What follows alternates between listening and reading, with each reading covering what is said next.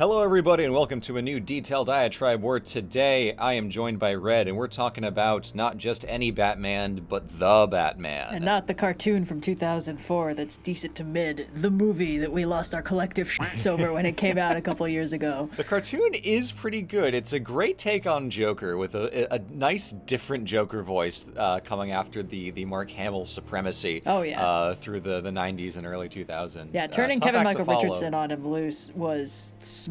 Yeah. He's not who I would have expected to cast, but he absolutely nails it. But we're not talking about that right now. That's not what we're talking about today. Wow. I think Wrong, the Batman. There's a record turnaround time from starting to tangent, like 60 seconds. That was fierce. That's got to be a record. Oh, yeah.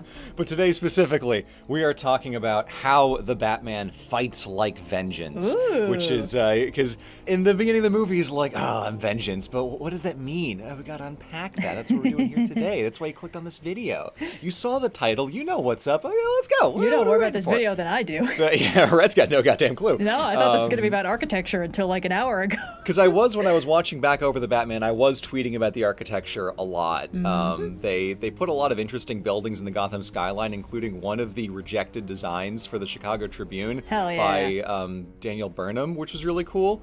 But 2022's The Batman, the most recent Batman movie at time of recording, goes extremely hard, starring our beloved Twilight frontman Sparkle Boy Robert Pattinson, who I knew from the start was going to be amazing. I don't think there's any receipts for it, but I was telling my friends no, let him cook, let him work, he's got this. I think we were both in, no, Robert Pattinson is going to absolutely kill it as a version of Bruce Wayne. You know, obviously, haha, funny Twilight, but it's like, yeah, what would the guy who played a vampire know about fucking playing Batman? What correlation could there possibly be between these two archetypes? It boggles the mind. Anyway. Yes. But it takes the most curated approach to the character of Batman, the world of Gotham, and absolutely fucking runs with it. A lot of Batman movies have, a kind of artistic vision. You know, you got your Schumacher stuff and the Tim Burton movies and whatnot. The Nolan movies have their own kind of vision. But this one has the most aura and the most atmosphere for me of any of them, and how it creates a very modern but very heightened and exaggerated Gotham.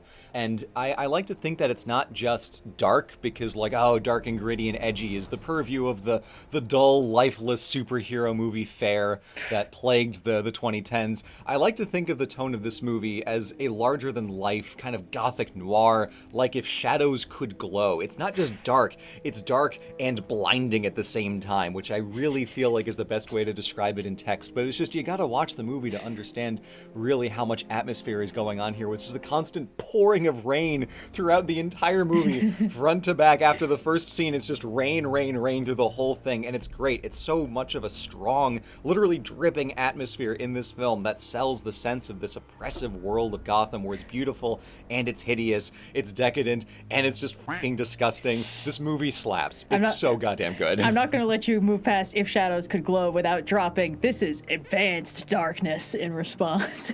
It's advanced darkness. Exactly, Red. Exactly. And we're not the first persons to figure this out. A lot of people have said a lot of things about the Batman. It is probably, of the DC movies, the most well discussed in terms of, wow, this movie's really good. Whereas DC movies are mostly used to having videos about them saying, wow, this is unbelievably shit. So there are lots of video essays. The film creator community has their hooks in this movie, and I can understand why. But I recognize, with the task of charting a new course through this and not just repeating what a bunch of other people with more fancy film degrees have said before me, I feel like I've got an angle on this that's a little bit different than some of the stuff that you might have seen already, because there's a lot of coverage on this movie. We've done coverage on this movie. We have a 3-hour Movie Struck episode with Indigo on this movie that we did and how much we like it. So there's a lot out there. We had to record it over the course of 2 days because we kept thinking of more to say. But what are we talking about today? We're talking about the fighting specifically. Because punching people is an essential part of every single superhero movie. You see it everywhere you go. The thing that I always wonder is why the fights are usually so stiff and boring and not lazy, but just kind of like the people are punching each other, but it's just And my background in this is that I've trained in a lot of martial arts. I've done taekwondo, some jiu-jitsu, I've done fencing most recently. I've done a couple different crash courses in some karate, some kung fu, some eskrima, and a bunch of other tiny things for like a little bit here and there. Mostly my basis is in taekwondo. That's where I've spent the majority of my years working on it. So I'm coming from a little more than zero. I'm not trying to pretend like I'm a HEMA practitioner or anything like that. I'm not an expert, but I know a little bit more than maybe your average video essayist on YouTube talking about fighting. So I want to get a little bit into this. Yeah. First, I need to go through some slander to get things out of the way first before we can set up why this movie is so good. And the first slander has to be the Nolan Batman trilogy, which this almost feels mean because everyone loves the Nolan Batman movies. At least everyone loves the second one. Maybe that opinion's starting to change after the Batman comes out and people are like, oh, wait, this is what this could have been? Yeah. Oh, I like this more. At least that was my experience. But Batman fights kind of like an action figure, and it's just not that interesting. They made a whole show of how he gets a new suit in the second movie so that he can actually turn his head, and it's like, cool, that's great. Like, I appreciate they're working to do something a little more interesting, but he just kind of punches and kicks people. The choreography is pretty flat, and especially in the third movie, The Dark Knight Rises, when he's fighting people like Bane in broad daylight, and they're just kind of like standing there, like looking at each other and very like, I'm going to use my whole torso to do this punch, twisting in a way that doesn't actually make sense for how you throw a punch convincingly. It's just the notion of action as a punctuation for the film's pacing, but nothing that's happening in here is interesting. The only interesting part of it is when Bane breaks Batman's spine. It's like, okay, that's cool, but that's the one cool fight that happens in 3 whole movies. So, like, it's just not great. Also, it's just not great. That's a fight that our hero is scripted to lose, so they're allowed to make it a little bit more, like, brutal, but the problem with choreographing Batman as a fighter is that he's supposed to be pretty much limitlessly competent, and this version of Batman in the Nolan movies was trained by actual ninjas, so, like, it's a little bit jarring when he stands out in broad daylight and just throws punches starting basically from his knees and going up. And, not to be too sassy, it's just, it's one of the problems of, a live action Batman adaptation is you kind of have to do a lot more heavy lifting to make Batman as impressive as he's supposed to be. Whereas, like, cartoon Batman is frequently downright acrobatic. Like, him and Robin are both doing flips and it's just one of the concessions you have to make to reality unless you're going to go hard on the stunt work. And one thing that I think, not to jump ahead, but one thing I think is interesting about if you take the Batman in comparison to that is that Robert Pattinson's version of the Batman does not feel like he's been trained by ninjas or circus acrobats or whatever. His fighting style is very character representative, and it doesn't feel polished, but it does feel precise. Whereas in the Nolan Batman trilogy, it feels like the movie is telling us, this is Batman, guys. He's so cool. He's Batman. You've got the action figure. You know who Batman is. This is Batman. And it's like, is he? Really? Is he? Yeah. He kind of doesn't have the sauce, It doesn't have the sauce. It really does not cut a very regal figure when compared against the, at the time, running Arkham video game series where Batman jumps around the room like a cartoon character and feels like a larger-than-life, hyper-competent fighter. Compared to this, which was coming out at kind of the same time, really doesn't look great. It's an interesting little point that I feel like I mostly see get made about like different Spider-Man actors. It's like, oh, Tobey Maguire Spider-Man, like he pulls off Peter Parker great, but I don't really buy him as Spider-Man. And they're like, oh, Andrew Garfield, I absolutely buy him as Spider-Man, but he's too cool as Peter Parker.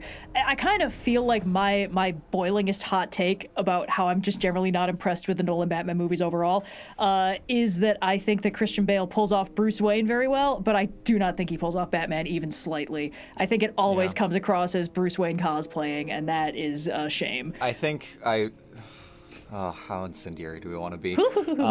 Where the Nolan Batman movies are good, and Dark Knight, very good movie, is good in spite of the presence of Batman, never because of the presence of Batman. Yeah, everyone loves The Dark Knight because of Heath Ledger's performance as the Joker, which is like 90% carried by how gross he is, but with his with what he's doing with his lips the whole time. Like, it's just based on how nasty mouth sounds are. That's the only reason we think he's terrible. And again, like, that's good. Heath Ledger does a very good job in that movie, but I only felt like I was watching a Batman movie when the Joker was doing stuff, and you all know the Joker is my least favorite part of any Batman setting. Yeah, I don't know. I think I was ahead of the curve on thinking these movies were mid, but I also think that before The Batman, the only point of comparison people had to them was like the Tim Burton ones, which were much more comic booky. And also suffered a little from the Batman can't move his head separate from his torso problem, which also made the choreography a little bit whack, but eh. And like, I'll say, not to pretend like I loved these movies when they came out. Oh, I know. There are a lot of things they do really well, and for like being made by a guy like Nolan who's really freaking good at putting a movie together, like it's really, really cool to see done so well. And I think I only started to turn on it after The Batman came out, and I'm like, oh, this is what I wanted out of these movies instead. Yeah. But there are other superhero movies that exist aside from Batman, so let's pivot a little bit laterally to second slander, which is the Marvel movies. Oh, here we go. Which are a hell of a lot better in how they fight choreograph, frankly, because there's a lot more material to look through over the course of like 20, 25, 30 movies and various television shows, but still usually pretty shallow. Even when the fight choreography is good, and Captain America 2, The Winter Soldier, and Shang-Chi especially are very good, it rarely tells us about the characters beyond the fact that, oh, they are good at fighting. So if we look at how Tony Stark and Captain America fight, they're interacting with their gimmicks and powers, their shield and their Iron Man suit, but it's still just people punching each other. They all look like they were mostly trained in like kickboxing, and everything else just kind of follows off of that. It's kickboxing plus a shield, kickboxing plus a Iron Man suit, kickboxing plus a bow in the case of Hawkeye. I'm just looking at people on the screen right now. Yeah. It's like characters like Black Panther fight a little bit differently, but even still, it's very rare and very subtle that you really get that kind of depth. You get it in Daredevil, but that's another detailed diatribe on how good Daredevil is. It is an engine for spectacle, and it fulfills that purpose well in the movies that have the better fight choreography especially, but it doesn't give us much to chew on. It's just kind of there. Yeah, I do think that the choreography in the MCU does benefit slightly from the fact that a lot of the characters have arguably very different movesets. Like, Black Widow and Hawkeye, I think, actually weirdly have the best of this in at least the movies where they get to feature prominently, because Black Widow mostly fights with her legs. She mostly does like encircling and trapping moves. Which is very Spider-like and very cool. Yeah, it works very well. And of course, Hawkeye mostly uses the bow, and he doesn't do much else, so he's got the trick arrows kind of thing. So those two end up actually moving through the scenes that they're in a kind of unique way. And Falcon, when he gets to do stuff, and I guess if he's Captain America with wings now, I haven't been keeping up on that, they have to make do with the fact that most of the fights he's in, he can't use his arms because they're busy being wings. So he does a lot of kicks and a lot of like dynamic entries and stuff like that. And I do think that they do put some thought into it, but not as much as we've seen other versions of the Marvel characters do. For instance, there's a whole little plot point in Earth's Mightiest Heroes, where Captain America basically like takes Tony aside and is like, listen, son, it's clear that you can't fight for shit. Anybody can tell just by looking at photos of you fighting that you actually don't know what you're doing. And Tony's like, what are you talking about? I have this cool robot suit that does my fighting for me. And Steve's like, we're gonna box now. Hit me in the face. Yeah. We'll figure this out. It's great. Yeah. The thing is, like, fight choreography, especially in movies, especially with actors trained in acting and not martial arts or gymnastics or, things that could translate into stage fighting easily, it's a unique challenge. But choreography of combat is one of the really like underutilized ways to portray a character's personality. And it can be difficult, and a lot of times in movies it almost feels like they sort of have to cut around the fight instead of showing off the fight. Like when you're watching a fight scene and there's 4 quick cuts in quick succession, it's like, oh, you didn't have what you needed for this. That punch didn't look good, and you're just kind of having to turn it into movement so the audience registers that movement is happening rather than specifics. And again, half the reason why everyone was so impressed with Daredevil, like everyone brings up the hallway fight, you see that whole thing front to back pretty much. There's very few points where he goes off screen and just does some off screen punches and then comes back. And even that's kind of like, that's fun because your mind gets to do the work. Yep. It's all still happening, and you hear it, but again, Daredevil gets a pass. Yeah. Daredevil's a special case. Daredevil up on the special boy shelf. And then Shang-Chi, I think, had this interesting like dichotomy where on the one hand you have the bus fight, which is incredibly good for characterization and vibes, and it tells us like, oh, so this guy is basically Jackie Chan. Great. Okay, I know everything I need to know. And then it ends with a big CGI monster fight where they're just slinging punches and energy attacks at each other. And so people were like, this is good. This is not. Like the MCU's primary issue in this specific regard is a certain general genericness.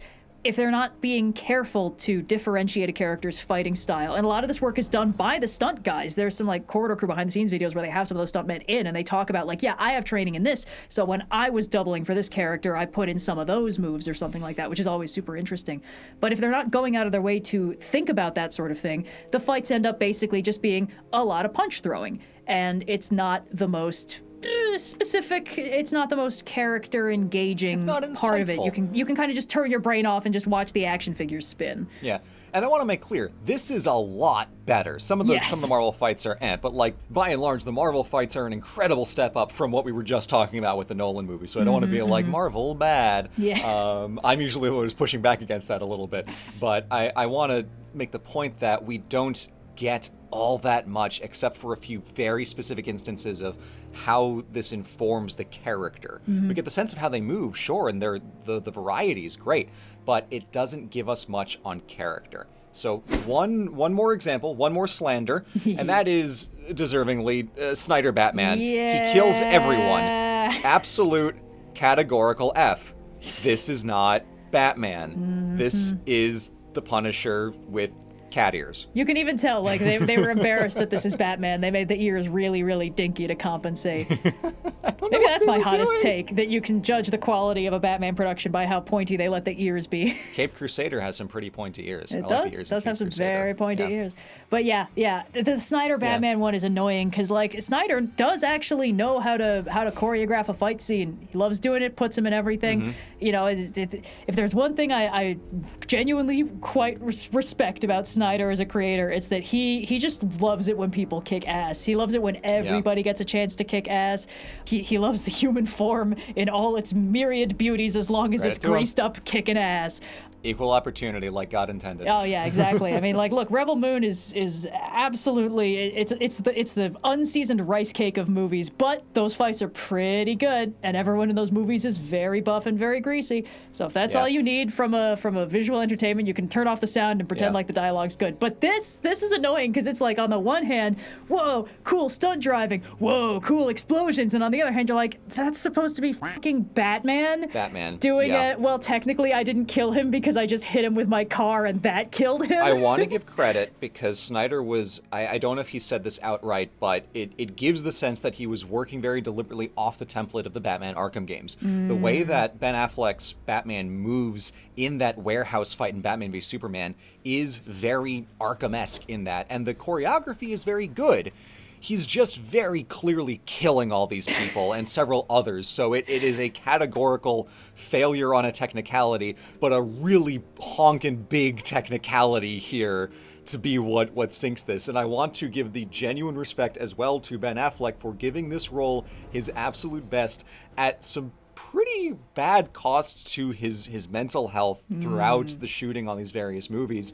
But this vision of the character from the start, despite the choreography attempts of Snyder and his team, despite the acting of Ben Affleck, the vision of the character is just out the gate wrong, and therefore this ain't it. This cannot be it. I think this is actually one of the really useful points to make about this, because there's a reason why characterization has to be considered when fight choreography is on the table, because the level of physical brutality a character is willing to do is a hugely important part. Like when Superman fights, most of the time Superman's fight choreography involves tackling people and occasionally throwing punches. And there's some fun characterization you can do there of, like, Superman has never trained in hand-to-hand combat because he can't, because he has nobody to spar with. He leaves a trail of gym trainers and boxing coaches with, like, broken arms. Yeah, that's why he doesn't do that. It's like, so whenever Superman fights a Kryptonian who's actually trained in combat, he usually loses because they actually know how to fight. And when they're on equal physical footing, he's basically just,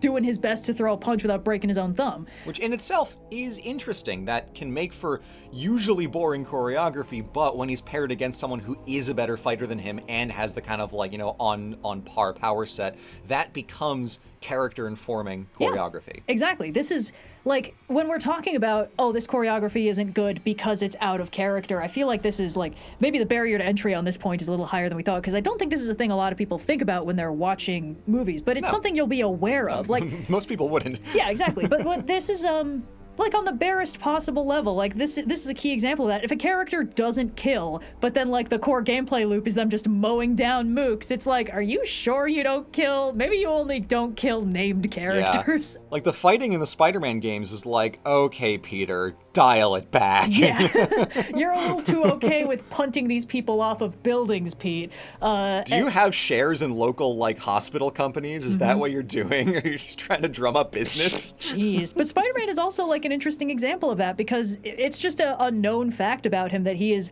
really strong, and he spends most of his fights pulling his punches. Like, he does not just punch people as hard as he possibly can most of the time. He's strong enough to, like, pick up small buildings if he really has to. It's not fun for him, but he can do it.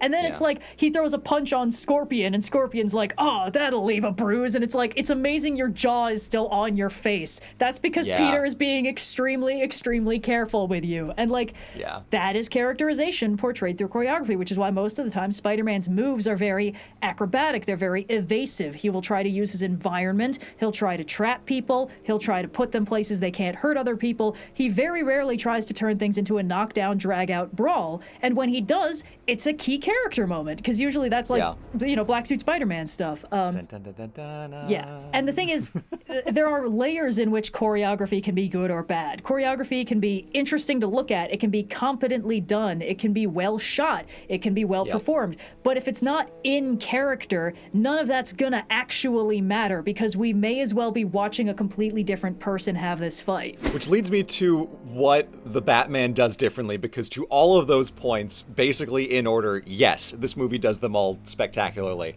And what I think brings it together is the notion of intent and the kind of artistic vision that director Matt Reeves had throughout the process of creating this movie, the world, the Gotham, and the Batman that inhabits it. He is always looking at the big picture when precipitating out every individual little choice that fills in the world, and it shows in, among many other things, the combat. And a lot of these things interlock, because how he designed the Batsuit plays into what Batman can do in this movie, how he interacts with the world around him, what kinds of things he can problem solve, and then, of course, how he fights. So this was the most flexible Batsuit ever made for a film, but, of course, that leaves still the matter of how do you choreograph with it. And stunt coordinator Roberto Alonso described his process as focusing in on the Filipino martial arts of, depending on what you want to call them, Eskrima, Kali, and Arnis as Batman's combat base, and then peppering in a handful of other stuff for specific moves. But that is really the core of how he fights, which is different from a lot of, you know, more typical Western focused martial arts. Not that karate is a Western martial art, but it's much more common in our Western. It's more Western. mainstream here. It's more mainstream, yeah, exactly. It's more of a focus. There's also some Muay Thai in there, so it's very, very close combat. Close distance, use knees and elbows, conservation of energy through your strikes. I am not an expert on Eskrima, Kali, or Arnis, so I'm not an authority. I think we learned like one Eskrima form once, and then we were like, cool, all right, that's it's great. It's with Love sticks. Eskrima. It's super fun. It's a nice little, but actually, I do think it's cute, because Nightwing usually uses Eskrima these days. When they give him weapons, they give him two little sticks so he can just do some basic forms. So like my little like Nightwing brain being like, please, is this a sign? Is this a foreshadow of things to come? Wouldn't it be so nice? It drives me up the damn wall that he's like the most marketable DC hero, and they just don't make movies or shows with him. Please, Titans doesn't count. They do it to spite you. They do. They really do. But Roberto also describes how Batman uses pain as a kind of attrition in his fights, where if he needs to trade punches, he can do that. He's got the suit. Pain's an old friend for him. He's totally comfortable with that. And he is always trying to move forward, just push in the fight, which is a very... I understand to be a staple of the kind of fighting in Eskrima, is that it's a lot of kind of forward motion, closing distance, and then using momentum in that kind of way. So You can tell exactly where my expertise ends and where my casual familiarity begins.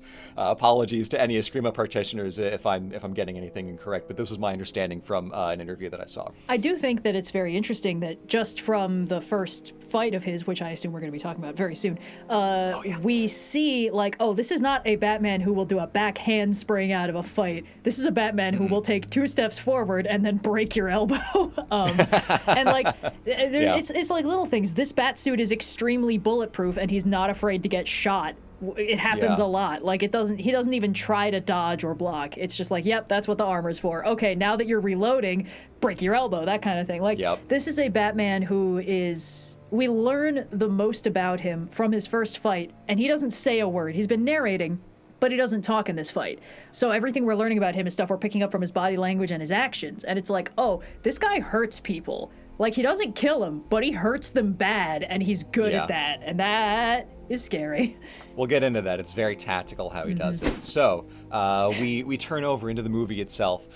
His opening narration after we see the gruesome murder of the mayor, but also kind of like, that guy. Yeah, not the dickhead. What do you want me to say? Yeah, exactly. Not to just go through everything scene by scene, but to kind of set the tone of what we're dealing with here. We have Batman's narration and a lot of cross-cut shots of different things happening in Gotham. So he says, 2 years of nights have turned me into a nocturnal animal. When that light hits the sky, it's not just a call, it's a warning. To them, to the criminals, fear is a tool. They think I'm hiding in the shadows, but I am the shadows. And then we see how that plays out in 3 different scenarios across Gotham City, where we have a robbery at a little convenience store, someone spray painting graffiti on a building and committing arson by throwing like a Molotov cocktail inside of it, and some gang members doing an initiation by basically mugging someone on a train. And we get this narration of Batman's. As these 3 crimes start to play out, the camera will just linger on a shot of seemingly nothing for a little bit. So like we see the guy in the convenience store and we look out the window into darkness, and we as the audience don't know if there's anything there. The criminal doesn't know if there's anything there. And then it cuts away. We go look at somewhere else. But there's just that shot of nothing. And in that nothing, there could be a Batman there. Exactly. And as the scene progresses, the drophead and the arsonist catch the light of a helicopter and look up and then see the bat signal in the sky and then look somewhere near them, anywhere near them, the first patch of darkness that catches their eye. And the camera, once again, lingers on that shot of darkness. And they think in their head, oh, Batman could be in there. So they drop whatever they're doing and just run the hell away.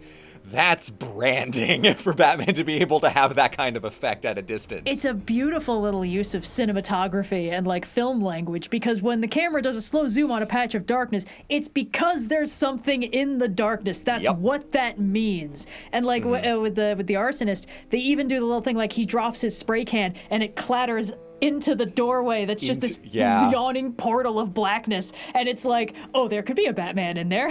You want to fucking try and find out? And it's so great that like before we ever see Batman, we see that he's a horror movie monster. You stole the words right out of my mouth. Hey-o. Where's the slide? Batman is a horror movie monster. You should have requisitioned the brain cell earlier this morning. I'm on top of things. Oh, well. So yes, precisely, Red, precisely. Breaking, criminals terrified by novelty flashlight is essentially how I describe this scene. Because we hear Batman's monologue, but we are following the character's point of view. We don't know where he is until he eventually shows up, and we get this feeling from their perspective of how Batman can be in every single shadow, in every little crack of darkness hiding in Gotham, which is 97% cracks of darkness by volume, especially on a rainy Halloween night. And we can see very explicitly in 2 out of 3 crimes how Batman has successfully weaponized fear. And now, for the 3rd crime, we get to see how he earned that reputation, which means it's time to whack a fool. Woohoo! So, the criminals on the train go accost this passerby who's just trying to get off the train, get his way home. It's a gang initiation, so one of the guys who has only like a half mask of white on his face has to beat him up to kind of earn his way in. And then we hear a little step, boot steps kind of marching louder and louder towards the camera. And then we, again, have this camera shot of just a yawning abyss of darkness down this subway platform. Or I guess it's an L train because it's Chicago. And eventually Batman just slowly fades into existence as the criminals kind of like squint their eyes like, what the hell is that? But in this instance, instead of, cowering away scared, they laugh at him, which I will admit kind of challenged my thesis a little bit, because if he's supposed to be this terrifying guy, why do these guys laugh? But in context, I feel like what this is doing is establishing that in the context of this specific fight, Batman has to start from zero. Mm-hmm. So, with Batman starting from zero, how does he earn his way to them running away from him in a scattered panic? I admit there's a little bit of kind of like clanginess where everyone else is terrified except these guys who have clearly not heard of Batman at all to look at this guy and be like, where are you supposed to be? I will say, as soon as he does anything, someone goes, oh it's him, and it's like, okay, so the rumor is there. I think that what this is doing is kind of establishing where we are in the timeline. Like, okay, Bruce has been at this for 2 years, got it. He has a reputation, he has rapport with Gordon, the bat signal exists, but not everybody knows him on sight. There's still work to be done, and he's not always taken seriously, which tells us automatically he's not starting from a finished point of my reputation is established, I'm having the effect I want. His goal at the start of this movie is to inspire fear, and this tells us he has not succeeded unequivocally in doing that yet. There's always more work to be done in that regard. Exactly. Yeah. The idea this frames it as a never-ending battle that he's fighting, which is, of course, spoiler alert, the purpose of the whole movie is for him to realize my approach is incorrect. It cannot just be about inspiring fear. I have to also inspire hope. Essentially, this is the Bruce Wayne origin story, which is very fun. Yeah. But it needs to establish that he is feeling driven and compelled to do this because he thinks the city needs to be punished into being better. And he is already coming to terms with the fact that this feels unsustainable, but he has to continue because it's pathological at this point. It's a need. Yeah. Maslow's hierarchy of needs beat up crime at the very bottom, the base. It's the whole triangle. It's all been blotted out. I did also... The triangle just reads vengeance in red crayon. I did notice that this is the least colorful Batsuit I think we've potentially ever had. The Batfleck suit was also almost all carbon fiber gray. But, the gray was much brighter. Yeah. The fact that he can just blend into the darkness like that, which is funny because you'd think the triangle of face would be kind of hey boss, has somebody got a reflective mirror back there? There's something really bright in those shadows. A ginormous jawline detached from any other physical presence of a person. One man spotted, get him! Anyway, yeah, so... Yeah, it's interesting because they did, I don't know if I had the order of operations right, but they made the body of the bat suit a gray so that it wouldn't all just blend in and that the bat crest would still kind of poke out and have that contrast. So the bat suit is just a light enough gray to have that contrast against the cape, the cowl, the gauntlets, the belt, and the little bat crest in the middle, but still dark enough that it can otherwise completely blend into the abyss of Gotham's darkness at any given time, as the cinematography requires. This one guy is like, all right, I'm going to come kick your ass, you bat-eared weirdo. But then, of course, he gets the shit beat out of him. Batman absolutely fucking clobbers this guy. So this is the scene that we are building towards. So let's unpack it hit by hit, and I'll play this over this discussion. I don't know how much clip usage I'm going to be able to get depending on how aggressive Warner Brothers is being, but if there are clips, it will be here, and I think I'm going to slow it down so that we can kind of look through this a little bit, because it happens very fast. There's this building of tension, the swelling of music as these two guys square up against each other, Batman and this one mook, and then it just explodes out, music cuts, and it's just hits, and it feels like it's over immediately. So unpacking what happens with abbreviations on the screen for the sake of me being able to actually write this and have it fit on a slide. Right. The bad guy has a knife, a machete or something, goes with a right hand swing on Batman. Batman blocks it and grabs his wrist. The mook uses his left hand, his offhand, to punch. Batman blocks that one, and then he now has his turn to attack. punches with the right hand, and then backhand. So it's a very smooth, like, punch and then back across motion, at which point the Mook is pretty solidly dazed. It's been basically 2 hits each way. 2 blocked by Batman, 2 hits. The Mook is dazed enough that Batman has an opportunity to reposition his arm around the Mook's and break it, which at this point, the fight is over. This guy is no longer a threat to Batman. Yeah. But he still has to deal with the other 8 guys on the platform, and this is where his focus shifts. So he lays in 5 more big punches. He's not conserving energy anymore. This is like wham, wham, wham. Knocks the bad guy to the ground and gets down on his level and finishes with 2 more thrashing, wild, over-exaggerated hits. And then looks up to the other guys only a little bit, just tilts his head ever so slightly and says, "I'm vengeance." And that's the whole sequence that Batman does here. And he sells quite effectively the aura of being insane. But every single action is completely tactical, and I do not think he could have planned it out better had he written it down as his plan of attack going in. Yeah.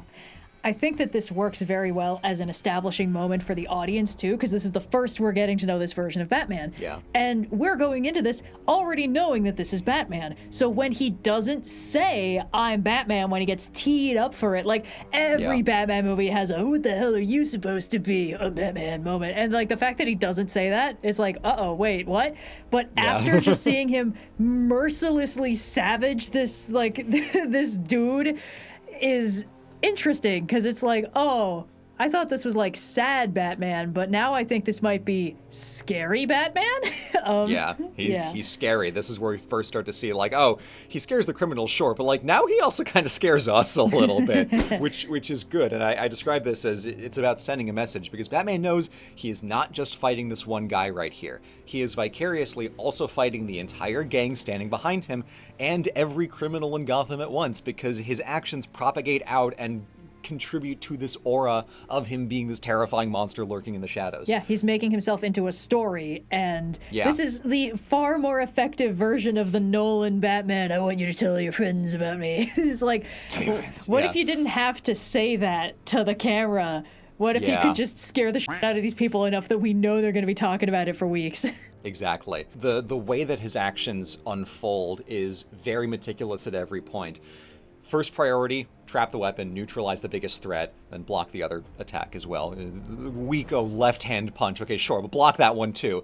And then conserve movement with that punch-backhand combo rather than punch, pull back, punch, pull back. Don't waste the effort on the wind-up. Get the attacks in as quickly as possible. Then, when he is off balance, you can do that kind of like transition movement to break the arm and end the fight, which is where Batman's focus, again, shifts. So he now is realizing this becomes the show for the rest of the guys that he's going to have to deal with in a minute. So he wants to ham up the pain factor of what he's inflicting on this guy as much as possible to seem like a crazed beast and put the fear of God or the fear of Batman into the rest of these guys. So with every punch, he's moving forward, pushing towards the rest of them, leading up to that very dramatic and brooding "I'm vengeance" line drop, which can then solidify the image of this unstoppable mass of concussive and arm-shattering darkness. So he recognizes that he is not just fighting this one guy here. He is conscious of the fact that he is doing a demonstration to the other guys to get them unsettled and prepare himself to then take on the rest of them. Because if he is as efficient as possible and just knocks the one guy down, he's going to have to fight the other guys as well. And if they're not scared of him, Batman is getting rid of a potential advantage for him. So fear is the tool, yes, but now that he has done all of that, being really good at fighting is also a very important tool. Yeah. So as the rest of the 8 guys basically circle around him, Batman demonstrates that he is in fact still really fucking good at this. Now that he has succeeded in throwing them off their rhythm, he stays on the ball, always going for the biggest threat first. So if someone has a weapon, that's the priority. He only takes 2 hits the entire fight, despite the fact that there are 8 guys surrounding him. If he gets hit, he immediately turns around, and whatever advantage they had in getting the jump on him is gone. Batman is now on your ass if you make the mistake of landing a hit on him. But one thing I think is actually interesting is that this fight has a POV character, and it's not Batman. It's the Gangland Initiate that they were trying to peer pressuring into attacking the helpless guy. And this kid does not contribute to the fight. He does not attack Batman once. In fact, when his buddy pulls out a gun, he goes, hey, no. And that might have, clued Batman in like, oh, there's a gun in play. Not that Batman does anything. He just lets him shoot him in the chest and it does nothing. He immediately pivots focus to, okay, this is the biggest threat. Get rid of that. Right. I think that having this POV character, the kid basically for whom he is putting on the show, the person where he's saying, hey, you do not want to become the person I'm punching right now. Like, you really want to reconsider. Essentially, this kid is the demonstration of what Batman is currently doing and the circumstances under which it works. Because he's like, hey, if you're considering maybe joining this fun-loving gang of people who brutalize people on the subway, don't do that, or Batman will break your elbow in 3 places. And I think that it's interesting that Batman does not attack this kid, and the kid runs away, and he doesn't follow. Like, clearly, everything Batman does is retaliatory. He is vengeance. He does not hit first. When the guy swings at him, that's when he does everything. That's when he unloads. But he just kind of looks at the kid and is like, all right, is this kid going to throw a punch? And instead the kid runs away and is like, okay, mission accomplished. I have successfully terrorized one of these 10 people out of their life of crime. But then on the flip side, the other guy, the guy he was rescuing, shows the failure of this current model by looking up at him in absolute terror and saying, please don't hurt me. Please don't hurt me. Yeah. It's like, were you not paying attention? He only punches people who punch him first, or at least try to. But, It shows where he succeeds and also exactly where he fails. Mm-hmm. Previously, we would think of like, when a gun becomes in play, Batman's on the defensive. It's like, no, that's where he jumps, is like, okay, get the guy, zap him with a taser built into his gauntlets, and that becomes the point where the fight ends, where they see, okay, one of our guys used a gun on him and he walked it off. I'm gonna run now. Now I'm gonna leave. Now I'm done. It does make a lot of sense that the first thing Batman would do would be make sure he can't get shot. Like, I'm just saying, like... Like, I like the version of Batman where he's backflipping around in tights and he mostly just dodges things. But it also makes sense that if he has the option of just never getting shot, he would do that instead. And it is kind of fun because this version of Batman is not concerned with avoiding hits most of the time. Pain is attrition. Yeah, exactly. And, his whole MO, I'm vengeance, he retaliates. That's his entire MO. And I do think that it's interesting that the way that works is he needs to build himself capable of tanking damage. And I think we already get like the obligatory shot of like, oh, he's got all the scars. Like he's already taken damage and he's only been in this for 2 years. Like, this Bruce is not doing well emotionally. Like most Bruce Waynes aren't. This one especially not. Yeah. It's not like he wants to get hit. Like, he still always makes a point to neutralize the weapons as quickly as possible as part of his choreography. But he knows, like, I'm going to get hit. Yeah, that's fine. Yeah. As long as each person only hits me once before I hit them back, we're good. Yeah, that's really it. It doesn't feel like every decision he makes is tactical, but it feels like he goes into a fight expecting to take some hits. Mm-hmm. And that is cool. Precisely.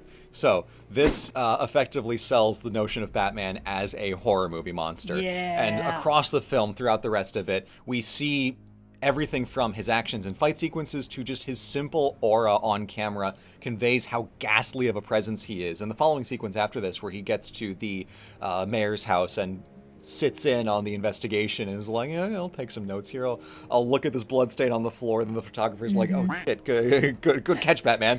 He's a quiet, deliberate, heavy, and a constant forward presence. Even when he is not actively fighting someone, he puts the rest of the cops in that investigation room on edge. He's just unnerving to be around.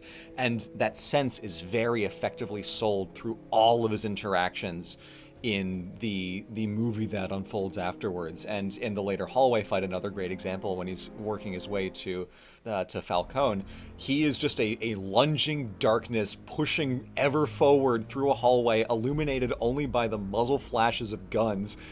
And it doesn't put a dent in him. He just keeps running forward and punching people. He is a horror movie monster, and it's perfect. Yeah, the fact that he's basically the actual boogeyman is really fun, because it kind of explains why those goons in the first scene were like, who are you supposed to be? Because it's like, it's Halloween, some clown in a costume just showed up, but then they're like, oh wait, I know this clown, oh god. Yeah, the difference in this instance between like a John Wick character, who's also a very competent, kind of combat-focused protagonist, and Batman, is that John Wick will try to avoid every single hit. He's dealing exclusively with guns, and he is a squishy human. Yep. Batman's like, shoot me, see what happens. Yeah, I think that one element of the choreography is so fun. Like, the first time he just saw the gun and let it happen, I was like, oh, this is a different kind of Batman than I'm accustomed to seeing. Yeah. And this leads into other sequences as well, whereas the train platform and the hallway fight are very much from the POV of the bad guys. The two fights that are from Batman's point of view show us how he is a really good problem solver and the world's greatest combat improviser. So in the Iceberg Lounge, as he's fighting his way through to find the Penguin, he disarms a bat being used against him and uses it at close range, throwing it at someone who has a gun to neutralize them when he's far enough away that he can't just jump at them. And then when someone is shooting at him from across the club, he uses his grapple hook into the leg of one guy to pull him down and disarm and basically neutralize both targets at once. So he's very clever, and he thinks on his feet really well when he's not in the scenario of I am hiding in the shadows and I am basically impenetrable and invulnerable. He is, with a big enough gun, he has to worry about it, and we see how he addresses those kinds of things, and we get much bigger guns in much more numerous quantities at the Gotham Square Garden fight at the very end, the arena, when the Riddler goons all show up. And when he is at a distance, he uses smoke for cover against gunners so he doesn't get shot immediately, and as he is closing in, he always attacks the weapon first and then gets to the guy behind it. So even when he is dealing with bad guys at various positions, he is always focused on neutralizing threats and putting as much safety between him and something that can actually cause him a problem as possible. So he recognizes pretty quickly, like, oh, these guns aren't pistols, like these can actually kind of give me some trouble. So he has to work around that, and we get to see him be really clever. And then when he does get shot pretty badly in the chest at point blank range with a shotgun, even when he is wounded, he has contingencies. He has tools prepared, like the epinephrine, so that he can get right back up and keep going when he needs to. And that's an emergency scenario. And he starts to lose it a little bit when he's just wailing on the guy. But still, he has the contingency in place for when he needs it. And also a fun detail I noticed is that when he jumps out of the fog to attack the three guys who were kind of like closing in on him, they use a horror music sting when he jumps out. So they know what they're doing here. They know what they are doing in characterizing Batman as a horror movie monster. It's what he deserves. I think part of why I like this movie so much is that this is a version of Batman that makes sense, but it's usually kind of an informed attribute. It's like, oh yeah, that's Batman. He strikes fear into the hearts of criminals, and then you just kind of see him, he's Bruce Wayne being silly, or like, oh, he's having some fun mid-combat banter with his teammates. It's like, this Batman, we don't even see him like speak words until he's at the crime scene, and it feels like every time he's talking, everyone around him is like, oh god. Don't look at me, don't look at me, don't look at me. I gotta shout out that one forensic analyst who was like doing the like, oh, here's what's up with the mayor's body, who like goes to step around him and Batman's just in his way and he's just like, excuse me, and kind of just ducks around. Like most normal chill guy in that entire room, like, oh well, evening Mr. Batman, sir. Just so funny. And it's great because the camera like follows him as he moves and like almost bumps into Batman. He's like, This movie really likes doing that character's been standing there longer than you thought trick, and I really like it because Batman does it, Riddler does it. It's so fun. But I do think that this stuff sells the like, oh, Batman is crazy prepared all the time thing, which is supposed to be a key element of his character. And like, it's something that mostly got play back in like the kitschy 60s stuff where it's like, oh, fortunately I packed my bat shark repellent, and it's like, oh yeah, good thing we had that on tap. But it's like, yeah, no, haha, Batman is crazy prepared, Batman has a contingency for that. But it's kind of interesting to see it applied to something like this where it's like, oh no, he does have contingencies for that. It's like, what happens if I get so injured that I actually can't stand up? And it's like, okay, I will inject myself with this until I can get up. It's like, oh, Batman, I don't know if you should be doing that. And it's like, it's a contingency. I obviously don't have it because I want to do it. And that's part of the thing is like, Batman doesn't mind taking the hits as long as he has the tools to get him back up. I think that they do a very good job of show don't tell his capabilities and vibes mostly through the choreography of the fights and what he does in the little quiet moments in the fights to get himself back up and in the fights. Like, okay, what tools does he have access to? Like, he doesn't really use batarangs in this movie, and batarangs are kind of like the go-to chill way for Batman to resolve a fight. It's like, not to worry, he'll just fling his fun little ninja stars at the bad guys and all the guns will go flying merrily out of their hands. And it's like, or what if he closed the difference and broke your elbow in 3 places again? It's like, oh, Batman, that's what you always say. We get to see him doing much more of the work, whereas batarangs are kind of a crutch for like, aha, I've thrown a small metal thing at you. You are now neutralized. Drop the gun because I'm using my everything-proof shield. Exactly, yeah. And I think that the fact to which almost all of this is just shown and never explained or exposited is good cinematography. It really is. Good stuff. And I want to point out, we've talked about how Matt Reeves understands this. Obviously, we have heaped praise on Pattinson's portrayal, Robert Pattinson as the character, but I want to give him credit for how he actually gets it and how his understanding of Batman went meaningfully to inform how this character fights. So I want to pull a line from an interview he gave with Jimmy Kimmel, citing actual bats as the inspiration for the combat choreography in the Batman. So he talked about how Zoe Kravitz looked at videos of how like big cats fight as a little bit of her setup for her character. So that makes Roberto sense. Alonso talked about how they used capoeira as one of the foundations of her fighting style, which is very much using your whole body weight when throwing kicks and stuff like that, which is very kind of like feline coded, and it works really well for what she's doing. She obviously is not fighting the way that Batman fights in this, but in the interview he says, I looked up how a bat fights, and there was this one video on Planet Earth of the technique of a vampire bat with a chicken in a cage and how it fights the chicken. It flaps around the cage for like an hour, just flap banging on the cage until the chicken's been scared for so long the chicken falls asleep. And then the bat sneaks into the cage and bites it on its anus. I said that to Matt Reeves and he's like, I've got an idea. Oh God.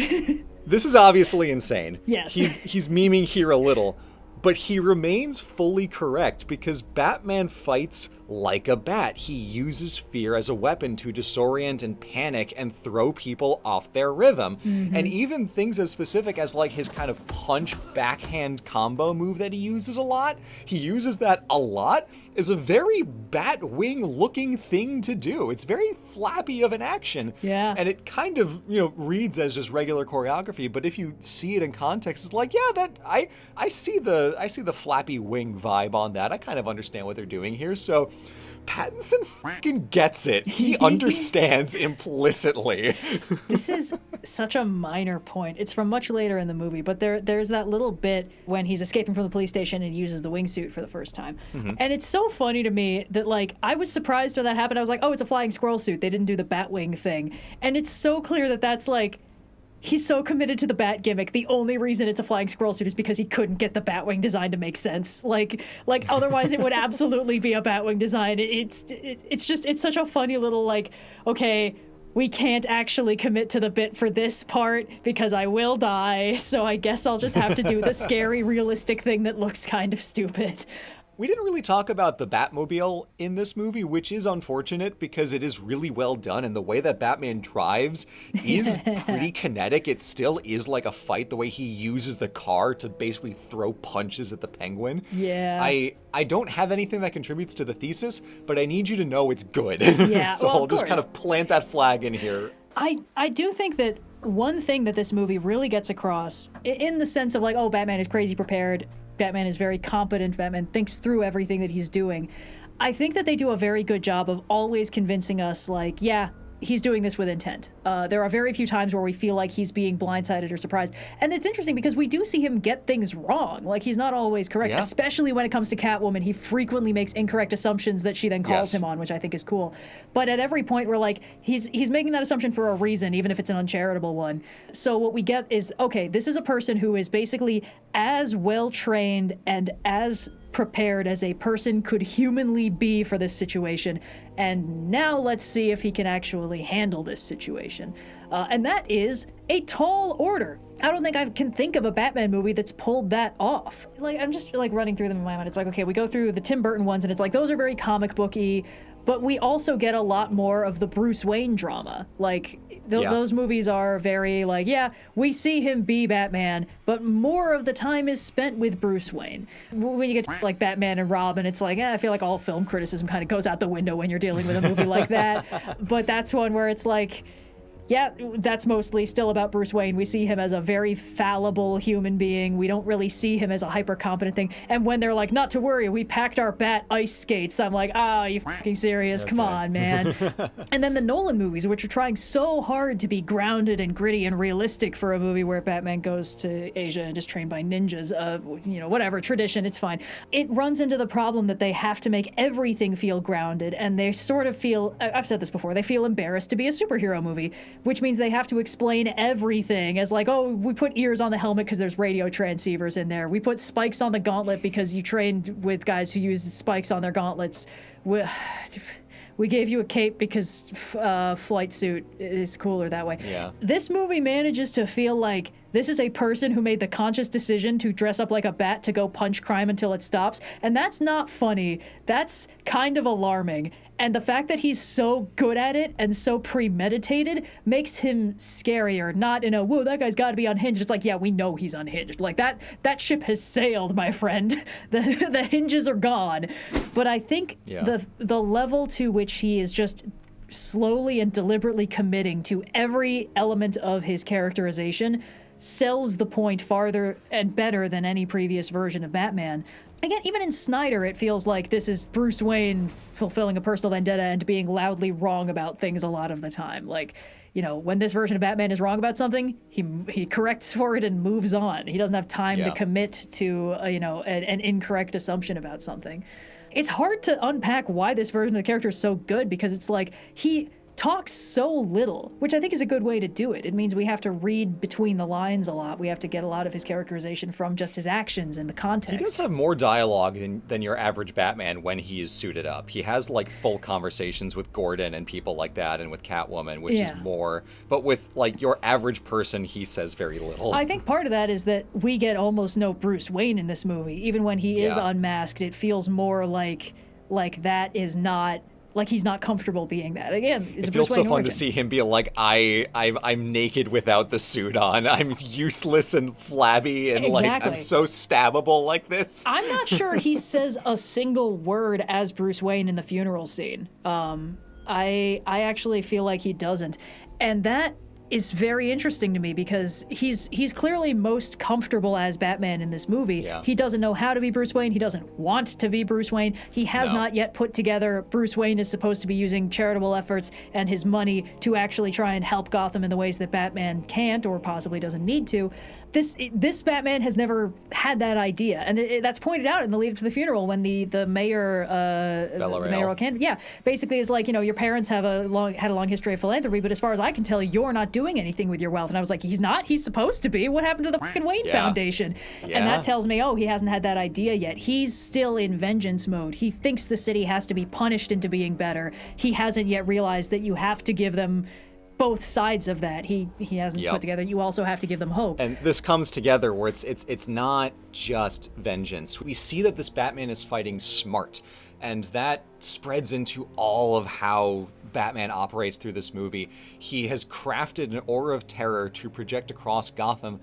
Every time he has to back it up, he has the sauce. He can do it. And we see the character and what he thinks through his actions, which is absolutely a plus.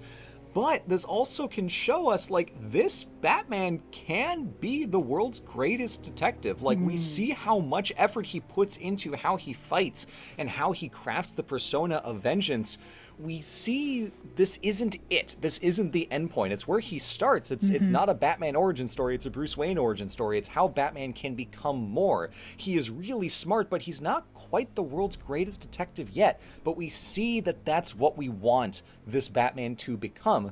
Which leads me to my flashy conclusion slides. Batman fights like vengeance so that we will want him to be more, so that we will want him to become a symbol of hope, so that we will want him to become the world's greatest detective. I like it. And also the combat's good too, but the characterization is really what this is all about.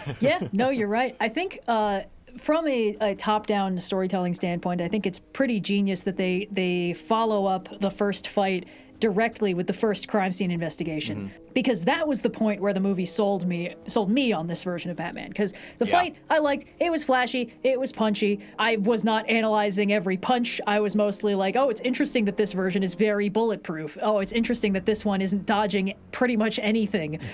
When the crime scene investigation started, the part of Batman that I think is hardest to characterize is the detective part, because it's hard to write detectives. It's hard to write mysteries. You have to start from the end and work backwards, and then you have to let a character piece it together forwards in a convincing way. It's complicated every time. Yeah. So, turning him loose on the crime scene while maintaining the immaculate vibes he already had in the previous scene, and maintaining that normal, innocent people are also freaked the fuck out by him, and he is doing nothing to try and combat that. This Batman is not concerned with PR. No. Well, beyond projecting fear. Beyond projecting fear. He's not interested in anybody liking him. He is interested in everybody who needs to fear him, fearing him. He doesn't care about the flip side of it yet.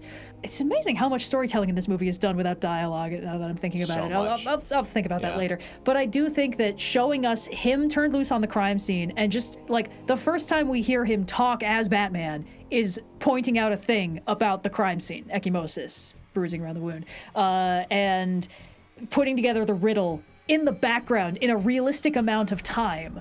Not like, oh, immediately, but also not like 2 hours later, of course, he lies still. None of that shit. It's like, yeah, I get it. Yeah. It makes sense that he would have just been mulling that over in the background while Commissioner Pete, long-beloved character who will definitely be surviving the next 30 minutes of movie, is railing against him. He's clearly internally like, what does a liar do when he's dead? Oh, I got it. I've connected the dots. Yeah. So we see him fight, and we see him detectiving, and we're like, this is a very strong start. He's not where we want him to be yet, but that's not for lack of competence. It's not like he has more skills to learn. We're like, he is as smart and as competent as he can be. It's his direction that needs to change. Yeah, he already has the skills to be the world's greatest detective, and he is really good at it in this movie, but he calls himself Vengeance, so he clearly doesn't see that as the most important part of who he is. Yeah. And in prioritizing his persona of Bruce Wayne and what he can do with his money beyond just beating people up, we see the gears turning, and we see what it will look like when he understands that being a detective is the most important thing he does, not just beating people up and terrifying criminals. Yep. So it's really goddamn good. And this movie also understands Batman correctly, because Riddler, who says, we know it's the real you when you're wearing the mask. Yeah. And it's like, yes, correct. Yeah, you know it, baby. Thank you for spelling it out for us. That is correct. That is the take. Sometimes it's just helpful to have them say it out loud, you know? Yeah. Yeah. Also, something I didn't mention earlier, the way they designed the mask, the cowl, obviously the collar is really, really cool, or at least obvious to me, but the way they craft the mask, it has a lot of the seam work to resemble the Adam West mask from the 50s, but it looks more like a skull in how they articulate the bone structure, which I think is really cool. That is just this is just a skull, man. This is the fucking Grim Reaper right here. Yeah, no, for sure. He's here to scare people, and it absolutely works. It's a really goddamn good movie. I'm so sad that we're going to have to wait so long for the next one, but they're clearly working on it. They're working on it. Trust the process. Trust the process. Trust the process. Trust the process. But yeah, from the moment I first saw the trailer and posted a thread of he's really good at fighting in this movie, I was like, okay, I knew that I was looking forward to Pattinson, and then seeing the first trailer and the tone and how they did this part of the fight and showing off this aspect of his character, I was like, oh, I like this a lot. Yeah. And then seeing how it plays out in the movie of this is the starting point, but he has more to learn. This is not where he ends. He's very good at his job, but he has to understand his job differently in order to be the best Batman he can be for Gotham going forward. So it's really well done, and it's really exciting, and just everything about this movie is so fun. People have troubles with the pacing or the third act, and okay, fine, but everything in the beginning of this movie and setting up this world is just flawless. Yeah. So good. I think that so good. Just by virtue of starting from, okay, he's already figured out how to be Batman-ish. He's figured out how to do all the fighting and the detectiving of Batman. Where do we go from here? That's an interesting writing challenge. Most of these Batman movies have to show, oh, Thomas Martha Wayne got capped, and now Bruce Wayne is going to go learn to be a ninja and also a bunch of other stuff, and now he's back, and he's going to put on the cowl for the first time, and the music is going to swell, and then he's going to go out and punch crime, and then he's going to fight some kind of starter villain, and then at the end he's going to be like, all right, I've learned a valuable lesson today about like, justice and stuff. And then we're all done. The origin story achieved. And I like that this movie was like, yeah, we don't need to do that again. It's a bare half step away from the, oh, all right, let's do this one more time Spider-Verse thing. Like, you already know who the Batman is. This movie, it works backwards from that. Instead of being like, here's Batman, how is 8-year-old Bruce Wayne ever gonna become him? It's like, here's Batman. How's Vengeance gonna become Batman? Yeah. He's almost got it. What's left? We even get Batman's origin story in reverse, because we don't just see it and then cut ahead. We see how Batman reacts to the sight of a child losing a parent. Yep. That is so much more interesting than seeing Thomas and Martha Wayne get capped in Crime Alley. Yeah. I think that is just such an elegant piece of storytelling of like, you know who Batman is, and then even if you don't, you get what's important about how Batman thinks immediately, even if you don't find out about the Thomas and Martha killing until later. So it's just so smart on so many levels. I cannot get over how well crafted this film is in so many aspects across the board. Yeah, that's really it. It's well crafted. That can make it difficult for us to narrow in on like what works about this, because it's like it's so well put together. I don't know where the seams are, but it's doing something really working. It's good. This movie's good. It's good. I should rewatch it. Yeah. All of you should go rewatch it right now. Yeah. But until then, bye. Perfect. Great. Incroyable.